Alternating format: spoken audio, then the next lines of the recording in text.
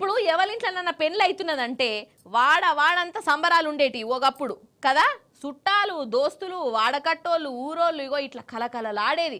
అమ్మలక్కల ముచ్చట్లు పెద్ద మనుషుల సంబరాలు ఎంత చెప్పినా తక్కువనే పోన్రి. అయితే మంచిగా పెళ్లి జరుగుతుంటే కూడా కొందరు కోతోళ్ళు చేయబట్టి సంతోషం కూడా పోతుంది.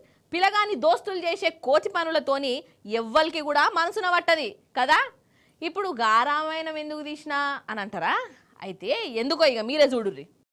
కాదబ్బా, పెండ్లంటేనే పెద్ద సంబరం, మంచిగా సంతోషంగా చేసుకోవాలి. దోస్తులత్తరు చుట్టాలుంటారు, ఏది చేసినా ఒక అందం సందం ఉండాలి. చూసేటోళ్ళకి కూడా మంచిగా అనిపించాలి. గంతే గాని మెంటలు ఎక్కియద్దు కదా. అవో గట్లనే చేసిర్రులో కొందరు కోతిపోరలు. అవో ఈడ పెండ్లు అవుతున్నదా, అటుకెళ్ళేమో అయ్యగారు మంత్రాలు చదువుతాండు, ఇటుకెళ్ళి పిల్లగాని దోస్తులు కావచ్చు పూలు చల్లుతాండ్రు. చల్లేదేదో మంచిగా చల్లాలే కదా, కొట్టినట్టే ఎత్తాంట్లోల్లా అవసరమా? ఇక అటుకెళ్ళి మంత్రాలు చదువుతున్న అయ్యవారికి బీపీ లేచింది. అరే రామచంద్ర, ఎంతసేపు అని ఓపికంటది? ఇక అటెన్కి ఏమైంది అయ్యా అనంటే,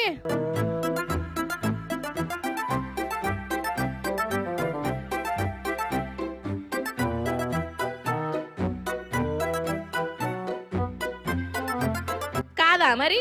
అరే ఓ దిక్కు మంత్రాలు చదువుతున్నాడు, పెండ్లయితున్నది, నడిమిట్ల వీళ్ళ కోతి పనులేంది కావచ్చు, చక్కగా ఉండరాదా? అరే పెండ్లంటే కొంచెమన్నా మర్యాద లేకుండానే చేస్తారు. ఇక అయ్యగారు చేసిన పనికి ఈ పోరలకు ఏం చేయాలనో అర్థం కాలేదు. ఇంకేం చేస్తారు, పటు మోకాలు మార్చుకొని చప్పుడు ఏక ఆడికెళ్ళి పోయిర్రు. ఈ ఒక్క పెండ్లనే కాదోల్లా, ఈ నడమ శానా లగ్గాలల్లా ఇగో వీళ్ళ పర్ఫార్మెన్స్లే ఎక్కువ అవుతున్నాయి. ఒర్రుడు బనాయించుడు షిడాయించుడు.